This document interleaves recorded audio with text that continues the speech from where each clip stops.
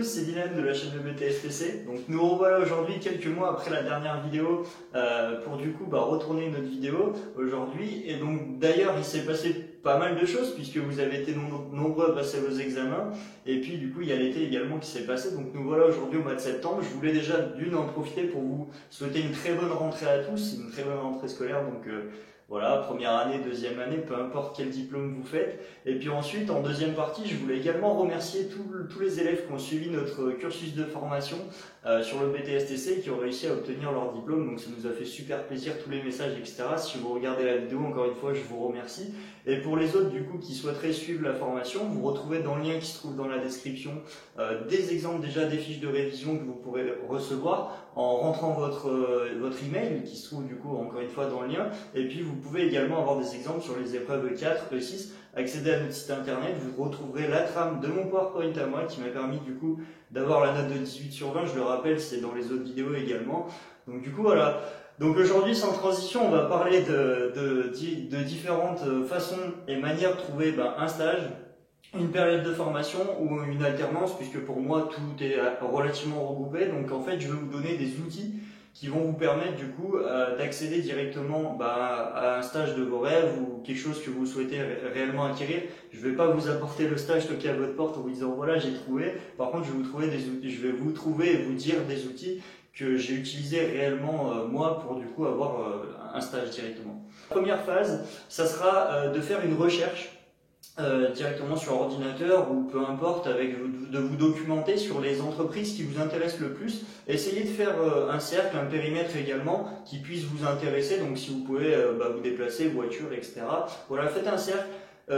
Sur ordinateur, essayez de chercher un petit peu. Moi, ce que j'avais fait, j'ai fait des slides sur un PowerPoint et en fait, j'ai répertorié toutes les entreprises qui m'intéressaient, plus ou moins loin, et en fait, du moins dans le domaine d'activité que je recherchais. Donc moi, c'était le sport, vous, peu importe, ça peut être l'environnement, j'en ai eu, le bois, etc. Voilà, donc dans les commentaires, notamment ceux qui m'ont demandé se reconnaîtront. Mais effectivement, donc j'ai essayé de répertorier tout ça sur un PowerPoint, sur des slides. Donc premier slide, une entreprise dans laquelle j'ai mis un peu son cercle et son milieu d'activité. Et puis ensuite, du coup, j'ai répertorié donc le service RH, toutes les contacts que je pouvais avoir, donc numéro de téléphone, mail, service RH, etc. Donc au bout d'un moment, j'ai fait vraiment tous les PowerPoint. Alors moi, je vous conseille de répertorier entre 10 et 20 sociétés maximum. Après, ça fait peut-être un peu beaucoup, mais déjà une dizaine, c'est plutôt pas mal. Et puis ensuite, donc vous renseignez un peu sur ces 10 entreprises, par exemple. Et puis donc du coup, voilà, vous remplissez vos slides. Et ça, déjà, ça peut être une très bonne première étape pour du coup voir un peu et vous jauger des produits, des services qu'elles peuvent proposer, notamment est-ce qu'ils peuvent vous intéresser, vous, pour le stage. Ensuite, donc pour le deuxième point, tout simplement c'est un CV et une lettre de motivation en béton, carrément. Je vous conseille vivement de travailler votre CV, alors aidez-vous de personnes qui l'ont déjà fait avant vous, trouvez des exemples, etc.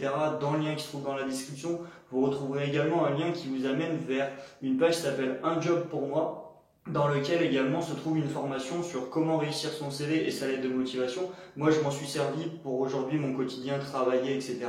Donc vraiment, je vous encourage également. Et donc, CV, lettre de motivation. Alors, par contre, pour la lettre de motivation, moi, j'ai fait une lettre type, mais je l'adaptais en fait à chaque entreprise que je l'envoyais. Je n'envoyais pas la même lettre à toutes les entreprises lorsque je postulais. Vraiment, j'adaptais, je changeais des fois des tournures de phrases, etc. selon certaines entreprises dans lesquelles je voulais postuler, etc. Voilà. Donc un CV, une lettre de motivation en béton, ça c'est vraiment très très important.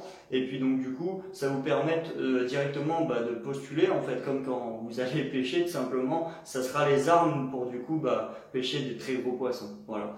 Donc deuxième point. Le troisième point, qui est également très important, donc une fois qu'on l'a vu, voilà, vous avez fait toute votre étude de marché sur un peu les entreprises que vous souhaitez démarcher. Ensuite, CV, lettre de motivation, tac, on a tout ça dans notre bagage, et ensuite on va tout simplement postuler.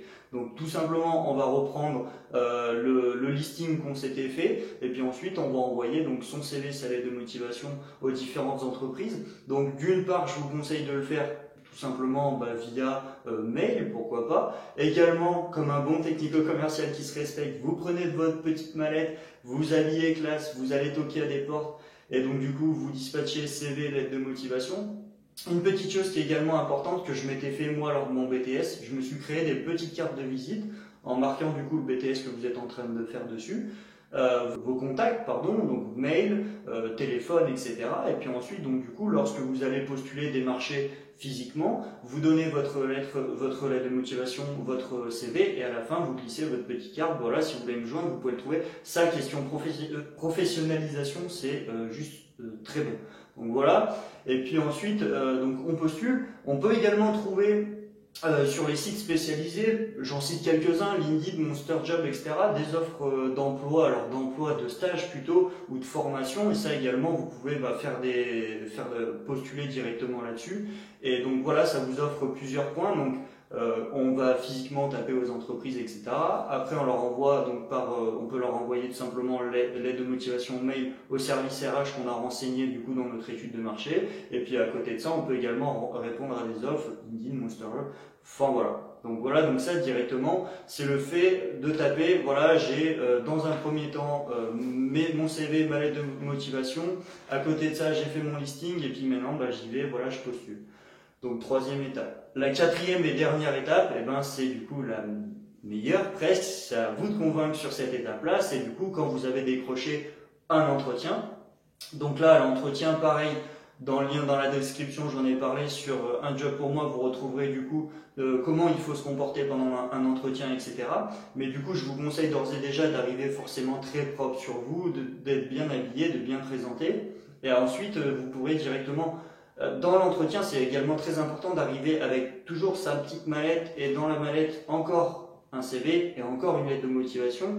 Également, je vous conseille, et moi je l'ai fait, un petit bloc-notes, tout simple, sans prétention, avec un petit stylo, vous notez tout ce que vous avez dans l'entretien, c'est très important. Alors, ça peut paraître déconcertant au début, effectivement, on vous parle en face de vous, puis du coup, vous notez certaines choses, mais c'est très professionnel. Enfin, niveau professionnalisation, c'est également très bien. Et donc, vous notez un peu, vous faites deux colonnes, une colonne pour vous, une colonne pour l'employeur. Et donc, voilà. Après, à froid, vous pourrez réellement retranscrire tout ce que vous avez vécu pendant l'entretien et ça peut être vraiment, vraiment bien. Donc voilà, niveau entretien, c'est tout ce que je vous souhaite directement d'arriver à cette étape-là. Mais avant, il y a les étapes dont je vous ai énumérées qu'il est important de respecter. Voilà un peu de ce côté-là. Je vous ai donné les quelques points que moi j'utilise. N'hésitez pas dans les commentaires à me donner des conseils ou des astuces que du coup vous avez reçues, ou même également à des idées de vidéos qu'on pourrait tourner sur la chaîne du BTSTC en relation forcément avec le BTS, peu importe, qui pourrait vous aider.